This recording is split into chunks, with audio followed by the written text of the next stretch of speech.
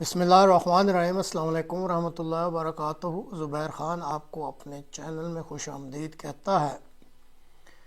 آج 16 نومبر ہے اور بدھ کا روز ہے۔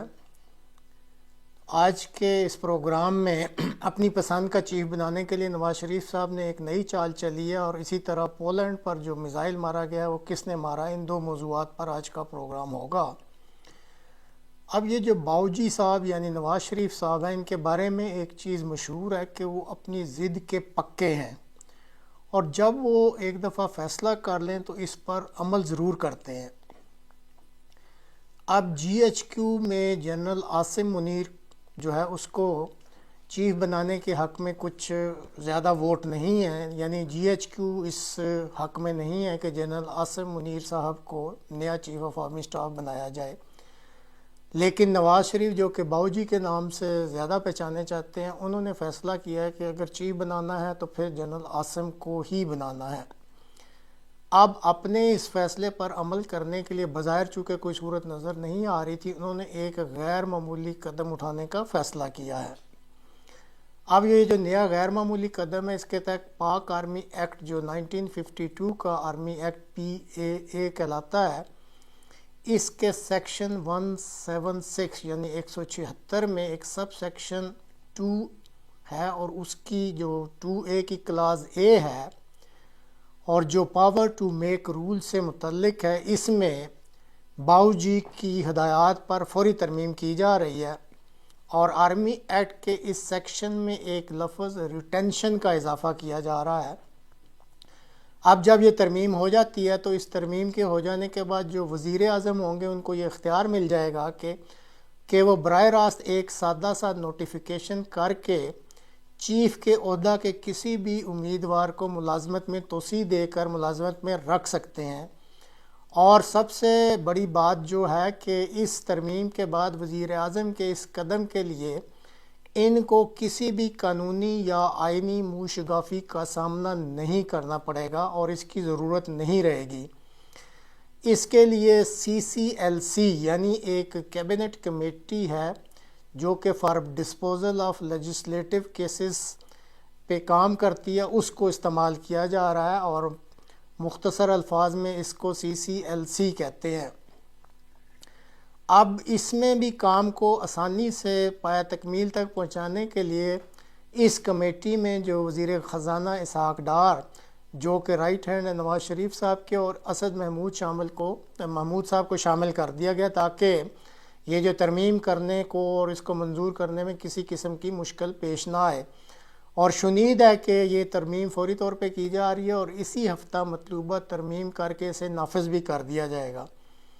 اب باؤجی کی اس نئی چال سے GHQ والے کس طرح نپٹیں گے، اس کے لیے ہمیں انتظار کرنا پڑے گا،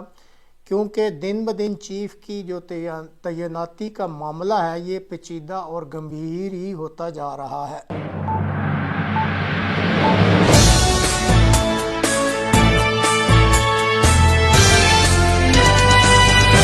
پولینڈ یوکرین بارڈر کے نزدیک پولینڈ کے علاقہ میں منگل کو ایک میزائل گرا ہے، اور اس میزائل گرنے کی وجہ سے اس علاقہ میں 2 افراد ہلاک بھی ہوئے ہیں اور چند زخمی بھی ہیں۔ اب پولینڈ جو ہے یہ ناٹو کا ممبر ہے، اس لیے یہ جو میزائل گرنے کا معاملہ ہے اس نے کافی نازک صورتحال پیدا کر دی ہے۔ اور پھر دیکھیں کہ ایسا اتفاق کہ یہ جس وقت میزائل پولینڈ پہ گرا ہے، عین اسی وقت جو روس ہے اس نے یوکرین کے دارالحکومت پر میزائلوں کی بارش کی تھی۔ اب یوکرین جو ہے اس نے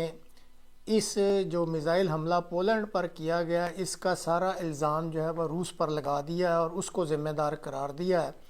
لیکن روس نے اس الزام کی جو یوکرین نے اس پر لگایا اس کی سختی سے تردید کی ہے۔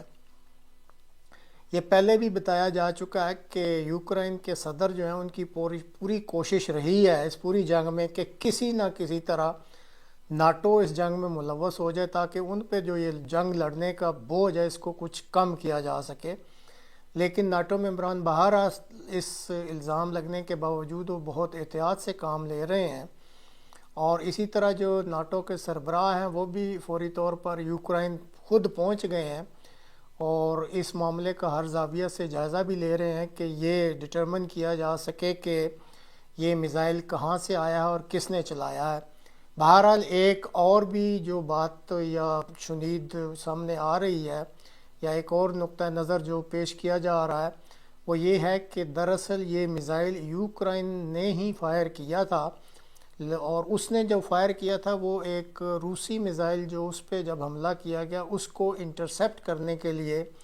یوکرائن کی طرف سے یہ میزائل فائر کیا گیا تھا، جو کہ غالباً اپنے ٹارگٹ کو ہٹ نہیں کر سکا اور پھر وہ جا کے پولینڈ کے علاقے میں گرا ہے۔ لیکن یہ بہرحال ایک نقطہ نظر ہے، جو اصل تحقیق ہے وہ اب جاری ہے، اور ابھی تک جتنے ناٹو ممبران ہیں جس میں امریکہ بھی شامل ہے وہ کسی قسم کا بھی جو ہے نقطہ نظر پیش کرنے سے ہچکچا رہے ہیں اور کہہ رہے ہیں کہ یہ جب تحقیق مکمل ہوگی پھر ہی ہم اس کا جو ہے وہ بیانیہ دے سکیں گے یا اپنا بیان بتا سکیں گے حتمی طور پہ کہ یہ میزائل جو ہے کس طرف سے آیا تھا، کس ملک نے فائر کیا ہے۔ تو اس کے لیے ہمیں انتظار کرنا پڑے گا۔